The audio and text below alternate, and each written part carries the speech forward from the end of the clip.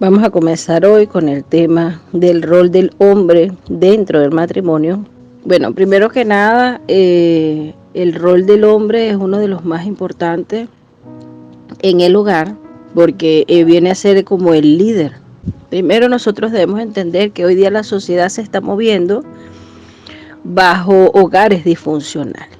El hombre no asume su responsabilidad, el hombre abandona por lo general el hogar, o si está dentro de la casa no está cumpliendo con los roles que Dios quiere que él cumpla. ¿Por qué? Porque hay quizás una usurpación de roles y obviamente que el enemigo toma partido de esto y se aprovecha de la situación de nuestra condición de pecado para presentarnos cualquier cantidad de situaciones que nos vemos expuestos. Adulterio, egoísmo, envidia, abuso de autoridad, abuso verbal, abuso psicológico, físico, división, todas estas cosas que nosotros sabemos que vivimos en un mundo de pecado y que estamos expuestos a eso. Ya, entonces como cristianos nosotros debemos renovar nuestra mente para que podamos ajustarnos al diseño original de Dios para el matrimonio. Independientemente de cómo vaya la corriente de este mundo,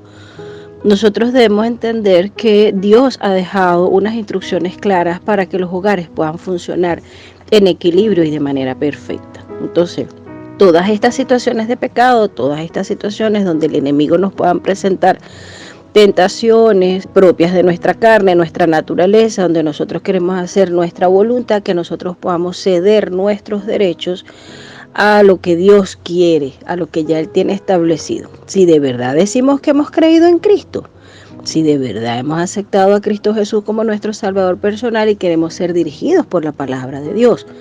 Si nosotros leemos la palabra de Dios, vemos qué es lo que Él nos manda, pero seguimos en desobediencia, Él nos da la plena libertad, pero nosotros no vamos a ver las bendiciones que Dios derrama cuando somos obedientes a su palabra. El machismo, ¿qué es lo que ha traído como consecuencia? Que el hombre hoy día, incluso cristianos, al ver que la palabra de Dios le da cierta autoridad, entonces abusa de esa autoridad y manda a la mujer en forma déspota y autoritaria. Entonces, el hombre o el varón, como lo establece la palabra de Dios, es quien debe dirigir el hogar.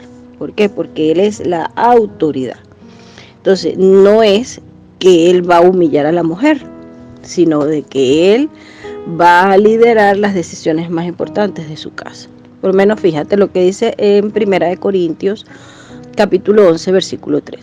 Pero quiero que sepáis, escucha con atención, que Cristo, ojo, aquí viene la línea de autoridad, es la cabeza de todo varón. Y el varón es la cabeza de la mujer. Y Dios es la cabeza de Cristo. Entonces vemos que Cristo es la autoridad que tiene inmediatamente el hombre. El hombre es la autoridad que Dios ha puesto sobre la mujer. Y Dios es la autoridad o la cabeza de Cristo Jesús. Entonces, el hombre ejerce una autoridad en el hogar.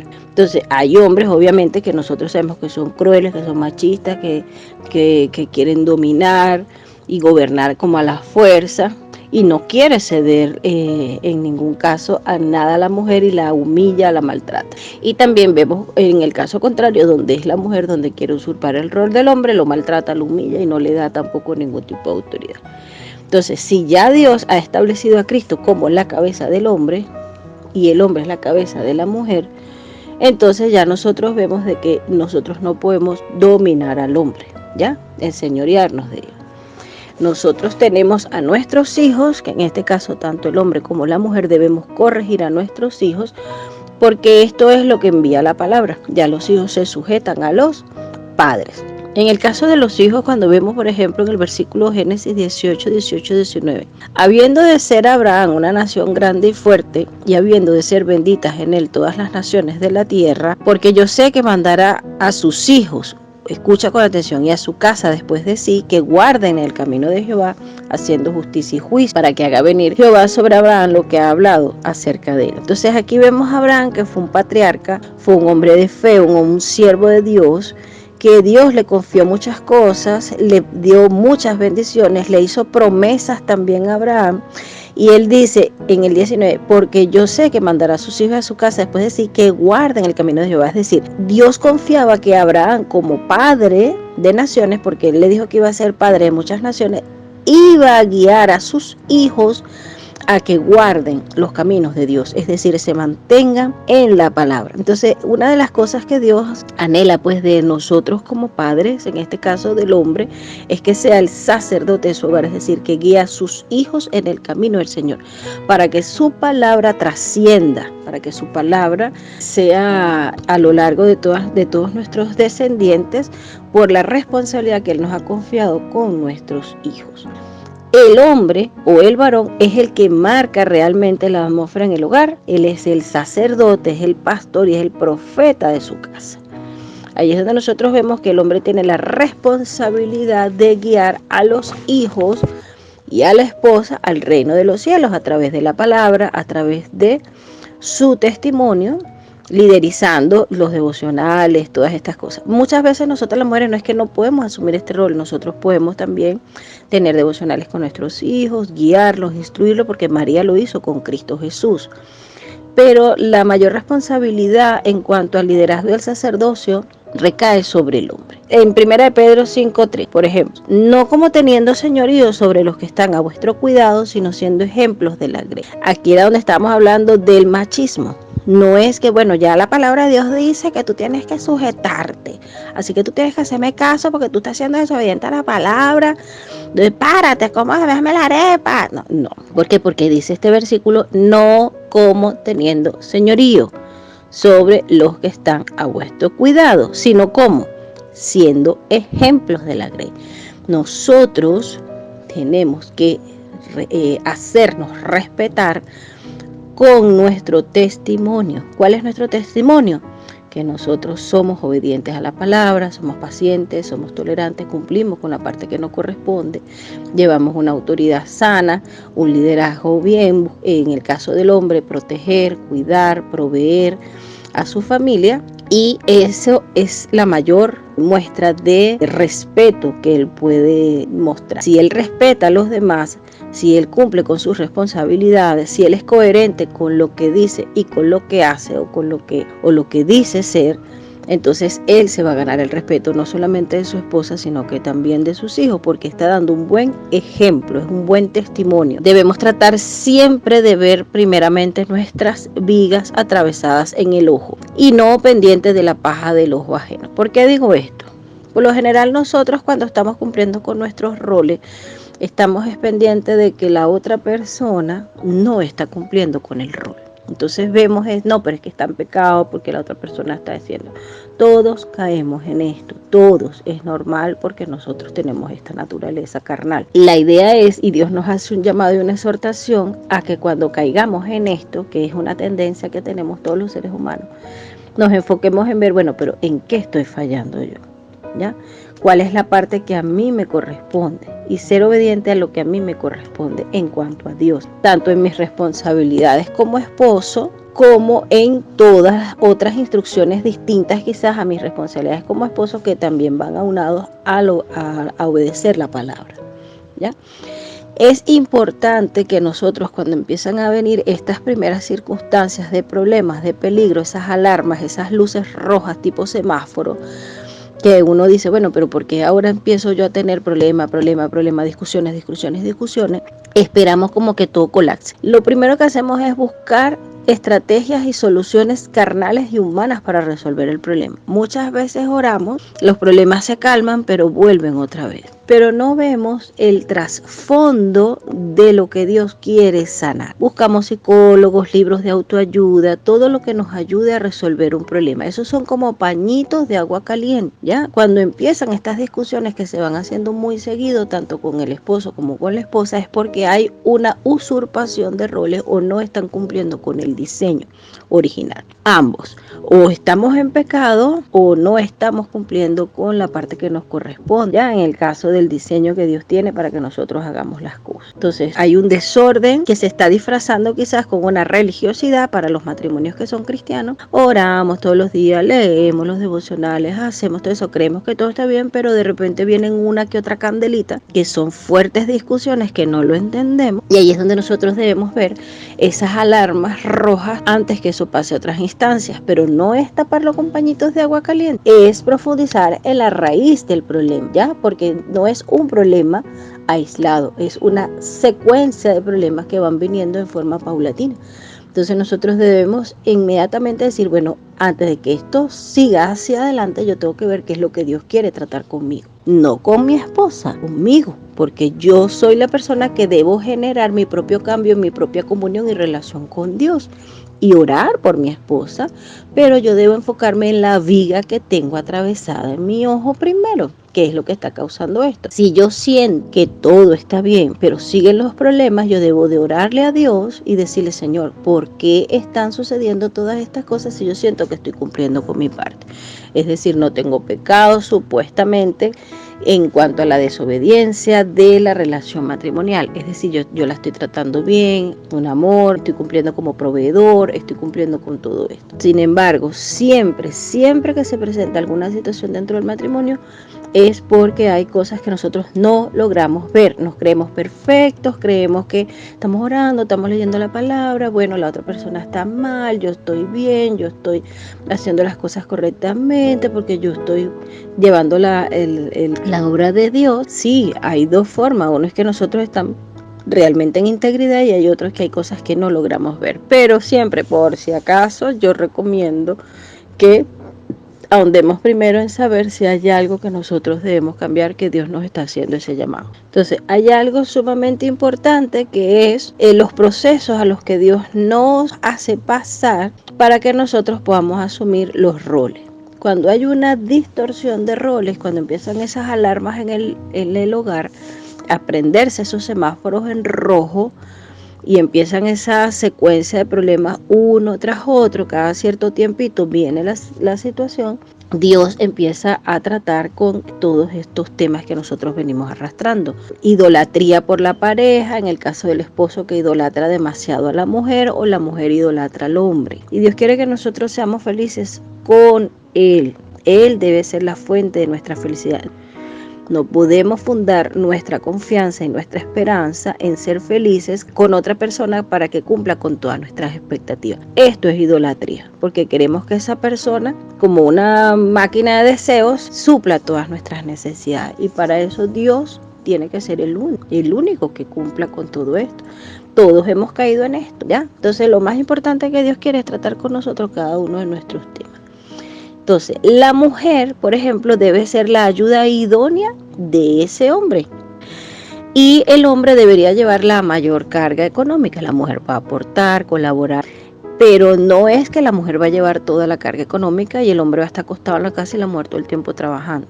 Esto se puede dar siempre y cuando la mujer no se enseñoree del hombre, ni el hombre tampoco se esté aprovechando de la mujer. Bueno, ella está llevando todo, yo no voy a asumir mi responsabilidad, que trabaje ella. ¿Ya? Entonces Dios conoce las verdaderas intenciones del corazón. Hay hombres que por limitaciones no pueden asumir esto porque están limitados, no tienen trabajo, no se les dan las cosas, ellos están desesperados porque ellos desean proveer. Pero tristemente, a veces las mujeres se valen de estas situaciones para tener marido en la casa porque bueno, así es mejor, porque así no ve ninguna mujer, lo tengo ahí acostado, yo hago todo.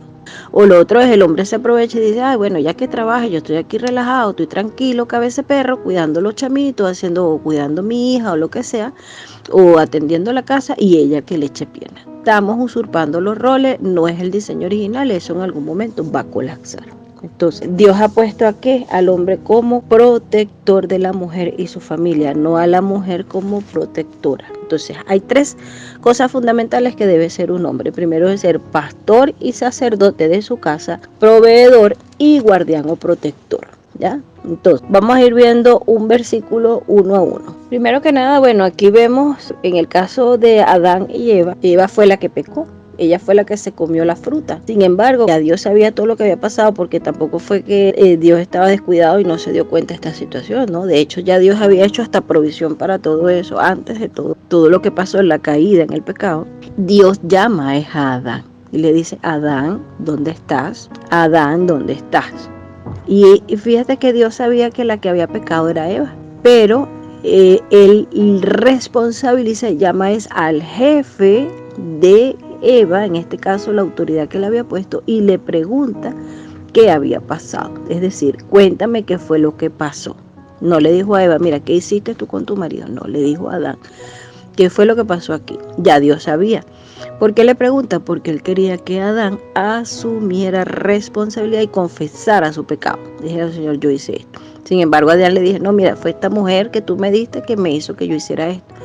Después le pregunta a la mujer, ajá, ¿qué hiciste tú? No, fue la serpiente. Ellos empezaron a trasladarse la responsabilidad. Nadie asumió responsabilidad. Sin embargo, en la misericordia del Señor, el Señor todavía les quita las ropas que tenían, que ellos mismos se habían cosido con hojas de higuera, y Él los viste con pieles. Pues ahí es donde se da el primer sacrificio. Pero lo que quiero ahondar aquí es que siempre el hombre es responsable de la casa.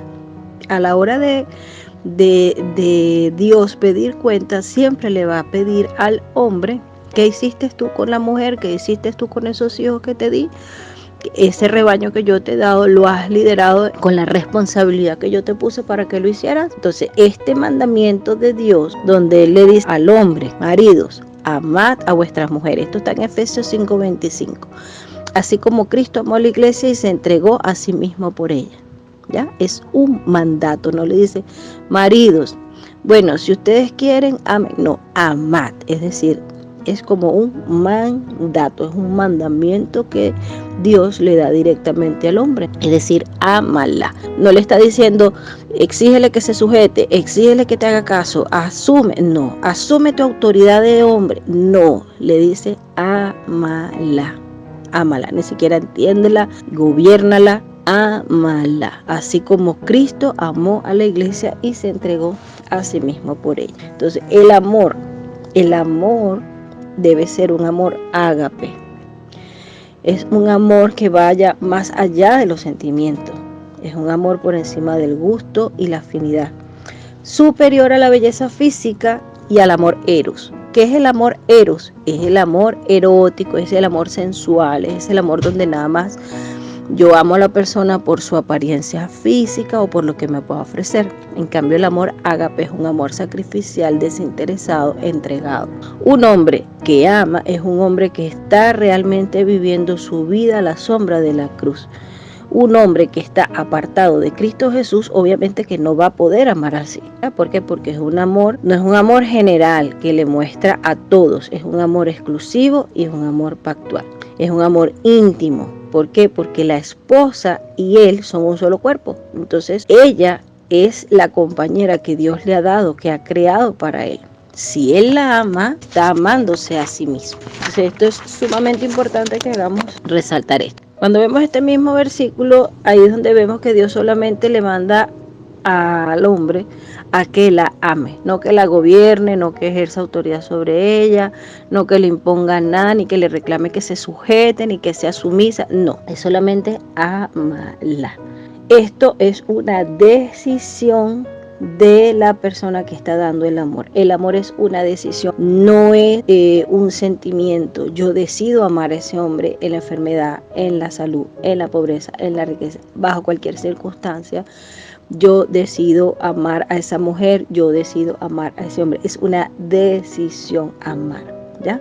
Entonces, ahí vemos el modelo. ¿Por qué? Porque él dice, así como Cristo amó a la iglesia. Ahí vemos un modelo. ¿Cómo yo tengo que amar a mi esposa? Como Cristo amó la iglesia. Y dice, y se entregó a sí mismo por ella. ¿Por qué? Porque Jesús murió en la cruz por nosotros, que somos su iglesia, y lo hizo sacrificialmente, y nosotros no tuvimos que hacer nada para que Él lo hiciera. Es decir, Él lo hizo aun cuando nosotros éramos pecadores, éramos malos y estábamos muertos en delitos y pecados. Él se sacrificó. Fue un amor sacrificial. Nosotros sabemos que no podemos amar así. ¿Por qué? Porque esto solamente, ese tipo de amor lo pudo hacer Cristo Jesús. Pero sin embargo, Dios hace provisión en los esposos para que amen a sus esposas en esa misma medida en que Cristo amó a su iglesia, es decir, a nosotros. Luego ahí mismo dice, y se dio a sí mismo por ella, en Efesios 5:25. Cristo se entregó de una manera desinteresada e incondicional. Nosotros debemos dejar, los esposos deben dejar de lado sus propios gustos, deseos y bienestar para poder agradar a su esposa. Un hombre que realmente ame a su esposa solo a causa de su atractivo físico o su temperamento no la está amando como Cristo amó a la iglesia. Hay hombres que lo sabemos que los hombres son visuales, ellos se van a llevar mucho por la vista, pero si no, los esposos no aman a sus esposas más allá de lo que ellas le puedan ofrecer físicamente, ellos no están amando como Dios o como Jesús amó a la iglesia. El amor del esposo debe también ser purificador. Esto es otro punto. Por lo menos cuando nosotros vemos en Efesios 5, 26, 27, dice, para santificarla, habiéndola purificado en el lavamiento del agua por la palabra, a fin de presentársela a sí mismo. Una iglesia gloriosa que no tuviese mancha, ni arruga, ni cosa semejante, sino que fuese santa y sin mancha. El marido, en este caso, familia, no tiene la facultad de limpiar salvíficamente a su esposa, como lo hizo Cristo por su iglesia. El esposo no puede lavar los pecados tampoco de su esposa, porque esta obra solamente quien la hace, Jesús es el único que puede limpiarnos de pecado. Sin embargo, el hombre puede compartir la palabra de Dios con ella, animarla a ese servicio a Dios, orar por su enriquecimiento espiritual, llevarla a la santificación de su vida, colaborando en qué cosa, en su proceso de santificación, ya llevándola a los pies de Jesús. Ahora, ¿cuáles son las herramientas que va a usar el esposo para poder cumplir con esto en la esposa? La palabra de Dios, orando por ella y su propio testimonio. ¿Qué quiere decir? Que él no puede estar orando, leyéndole la palabra, pero maltratándola física y psicológicamente. Él tiene que tener un carácter similar al de Cristo Jesús para que él, a través de ese testimonio de buena conducta, pueda la mujer sentir curiosidad por este comportamiento de su esposo, un comportamiento intachable, impecable, de amor sacrificial. Cuando vemos el amor del esposo, vemos también que debe ser preservador. Esto lo vemos también en Efesios 5, del 28 al 30. Dice así, así también los maridos deben amar a sus mujeres como a sus mismos cuerpos. Ojo, el que ama a su mujer a sí mismo se ama. Es tremendo, porque nadie aborreció jamás a su propia carne, sino que la sustenta y la cuida como también Cristo a la iglesia, porque somos miembros de su cuerpo, de su carne y de sus huesos. Cuidar el hombre a su esposa, buscar el bienestar de ella es su propio bienestar. ¿Por qué? Porque dice que el hombre y la mujer son una sola carne. Si yo la maltrato, si yo la trato horrible, si yo la insulto, si yo la ofendo, si yo la descuido, si yo no proveo para ella, es como que si yo me estuviese dañando a mí misma. Entonces algo anda mal.